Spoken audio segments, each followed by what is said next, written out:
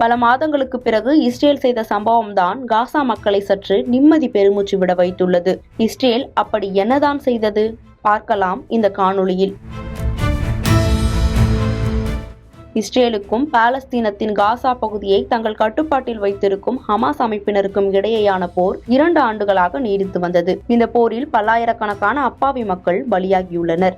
இஸ்ரேலின் தாக்குதலால் நிலை குலைந்து போன காசாவில் ஆயிரக்கணக்கான மக்கள் உணவு உள்ளிட்ட அடிப்படை வசதிகளின்றி அன்றாட வாழ்விற்கே திண்டாடி வருகின்றனர்.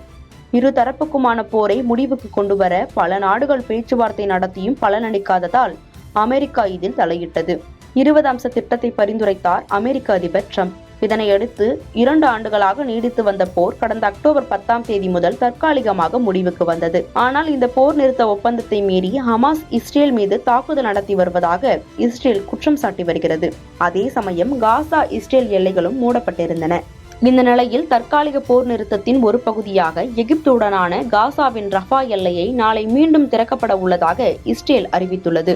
அது மட்டுமின்றி காசாவுக்கு வழங்கப்படும் மனிதாபிமான உதவிகளை ஒருங்கிணைத்து வருவதாக கூறப்படுகிறது. பல மாதங்களுக்கு பிறகு ரஃபா எல்லை திறக்கப்பட்டுள்ளதால் முறையான சோதனைக்கு பிறகே மக்கள் செல்வதற்கு அனுமதி அளிப்பார்கள் என கூறப்படுகிறது.